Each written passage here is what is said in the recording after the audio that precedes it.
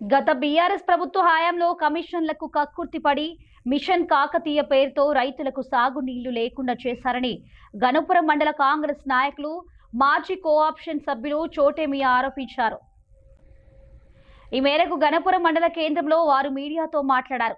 BRS తప్పిదాల వల్లే రైతులకు సాగు నీళ్లు రాని పరిస్థితి తలెత్తిందన్నారు. ఎమ్మెల్యే గండ్ర సత్యనారాయణరావు రైతులకు సాగు నీళ్లందించేలా ప్రయత్నాలు చేస్తున్నట్లు తెలిపారు. రైతులెవరూ అధైర్యపడవద్దన్నారు. గత 12 సంవత్సరాల క్రితం టిఆర్ఎస్ గవర్నమెంట్ గణపురం చెరువుల మిషన్ భగీరథ స్కీమ్ ప్రారంభోత్సవం చేసిండ్రు. అప్పుడు దీనికి ప్రత్యేకంగా దీనికి రిజర్వాయర్ చేయడానికి రామప్ప నుంచి గ్రావిటీ కెనాల్ అని 19 కోట్ల శాంక్షన్ చేసి కమిషన్ల కక్కుర్తిపడి రామప్ప డౌన్ స్ట్రీమ్ పెట్టకుండా అంటే 20 నుంచి 25 లోపు పెడితే మధ్యలో పెడితే మనం ఎప్పుడంటే అప్పుడు వాటర్ లబట్టుకొని షట్టర్ లబట్టుకొని నీళ్లు తీసుకునే పరిస్థితి ఉండే. దాన్ని 28 ఫీట్లకు 29 ఫీట్లకు అప్పు లెవెల్లా పెడితే మత్తడి అది తూము పెట్టడం వల్ల మనకు నీళ్లు రాలేకపోతున్నాయి. ఇప్పుడు వర్షాకాలం లేకుండా ఇప్పుడు ఈ నీళ్ళనన్నీ మనకు సాగునీరుకు లేకుండా తాగునీరు కొరకని మిషన్ భగీరథ ద్వారా 8 మండలాలకు సప్లై చేస్తూ ఉన్నారు. మరి ఇప్పుడు కాకతీయుల కాలం నాడు కట్టిన ఈ చెరువులల్లా సాగునీటి లేకపోతే ఇక్కడ ఉన్న రైతులు ఏమైపోవాలి? మరి ఆనాడు ఉన్న గవర్నమెంట్ ఆలోచన చేసి దాన్ని డౌన్ స్ట్రీమ్ పెట్టి గ్రావిటీ కెనాల్ ద్వారా నీళ్లు తీసుకొని వస్తే ఇవాళ చెరువు రిజర్వాయర్ అయి మనకు మిషన్ భగీరథ కక్కెరకచ్చు, ప్లస్ మనకు సాగునీరు కక్కెరకచ్చు. ఇప్పుడు ఏ రైతులకు కానీ తాగునీటి 8 మండలాల ప్రజలకు కానీ ఏ ఇబ్బందులు లేకుంటుండు.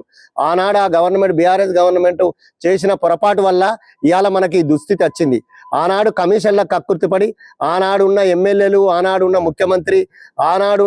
ముఖ్యమంత్రి తనయుడు ఈ మిషన్ భగీరథ కమిషన్లకు కక్కుర్తిపడి కొన్ని వేల కోట్ల ధనాన్ని దుర్వినియోగం చేసి ఈ దీంట్లో పర్మనెంట్ సోర్స్ లేకుండా టెంపరీ సోర్స్ తోని ఇక్కడున్న వాటర్ని అంతా ఖాళీ చేయించి ఇవాళ రైతులను అధోగతి పాలు చేస్తూ ఉన్నది ఆ గవర్నమెంట్. ఇప్పుడు ఈ గవర్నమెంట్ ఆలోచన చేస్తూ ఉన్నది. ఇప్పుడు దాన్ని ఏం చేయాలి? ఇప్పుడు మిషన్ భగీరథ నుంచి ఇప్పుడు దేవాదుల నుంచి 5 మోటార్లు నడిచేది ఇప్పుడు కనీసం 3 మోటార్లే నడుస్తూ ఉన్నాయి. వాటర్ కొరత వల్ల కానీ, కరెంటు కొరత వల్ల కానీ, మోటార్ల సాంకేతిక లోపం ద్వారా కావచ్చు. ఆ నుంచి భీమగణపురం చెరువులకు లిఫ్ట్ అయిన తర్వాత భీమగణపురం నుంచి రామప్పకు వస్తున్నాయి.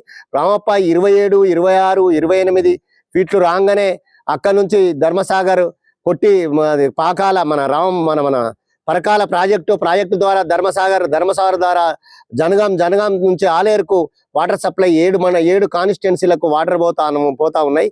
మంచినీటి కొరకు దాన్ని ఆపి దీన్ని రిజర్వాయర్ చేద్దామంటే అప్పులు ఉన్నది. ఈ తూము అప్పులు ఉన్నది 29 ఫీట్ల ఎత్తున ఉన్నది. దాన్ని డౌన్ చేయాలంటే మళ్ళీ దాన్ని మొదలే చేయాల్సిన అవసరం ఉండే. ఇప్పుడు చేయాలంటే దానికి కొన్ని సాంకేతిక ఇబ్బందులు ఉన్నాయి. దాన్ని కూడా పర్యవేక్షిస్తున్నారు మన ఎమ్మెల్యే గారు. దాన్ని ములుగు కలెక్టరు, భూపాలపల్లి కలెక్టర్తోని సమన్వయపరిచి, మినిస్టర్తోని సమన్వయపరిచి దాన్ని ఆ రామప్ప తూములను ఒక 4-5 రోజులు బంద్ చేయించి మీదికి ధర్మసాగర్ బయటి కూడా 2-3 రోజులు బంద్ చేసి వాటర్ తీసుకురావాలని దానికి సకల ప్రయత్నం చేస్తూ ఉన్నాడు. కానీ వీలు కావడం లేదు. దాన్ని మనం తూములు లేబట్టాలని రైతులు అంటున్నారు.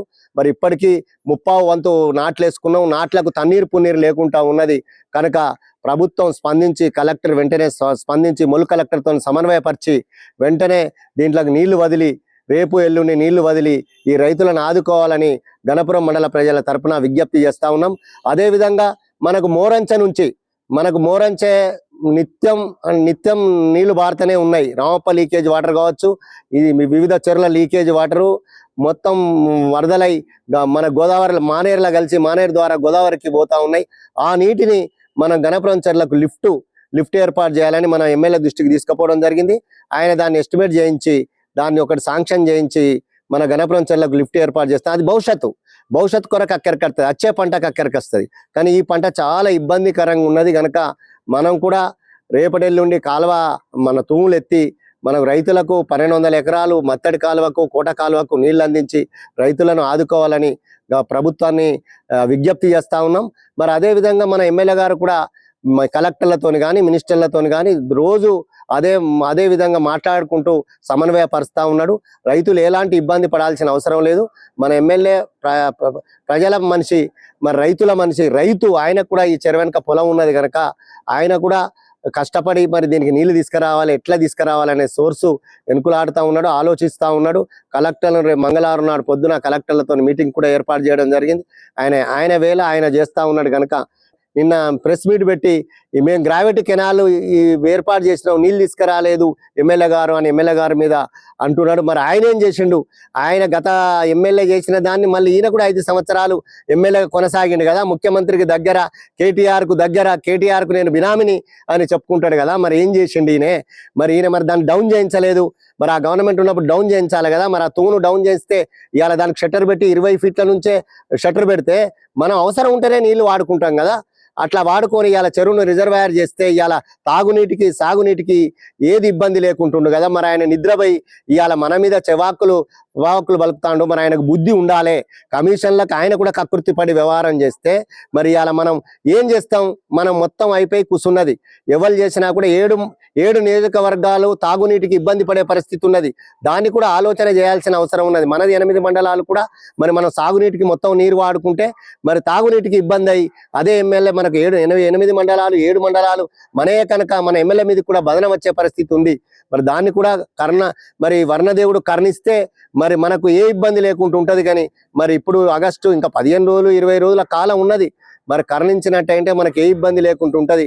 కనుక మనం ఆ 1200 ఎకరాలు ఈ రెండు తూములకు వదిలిపెడితే మనం అందరం రైతులు కూడా సమిష్టిగా ఉండి ఒక బొట్టు కూడా లద్దబండాగుల కానీ మోరంచెల కానీ పడకుండా కాపాడుకొని నీటిని పొదుపు చేసుకొని పంట పండించుకోవాలని రైతులకు విజ్ఞప్తి చేస్తా ఉన్నాం. మన ఎమ్మెల్యే గారు కూడా దాని మీద 24 గంటలు పర్యవేక్షిస్తున్నాడు. కొందరు మనకు బడనోళ్ళు బీఆర్ఎస్ పార్టీ వాళ్ళు మన మీద లేనిపోని చెప్తా ఉన్నారు. దాన్ని మీరు ఈ ఆయకట్టు రైతులు పట్టించుకోవద్దు, అది వినద్దు. అది ఆనాడు వాళ్ళు చేసిన పొరపాటే ఇవాళ మనకి ఇది దాపురించింది అని మనం గ్రహించాలని రైతులందరికీ విజ్ఞప్తి చేస్తా ఉన్నాం.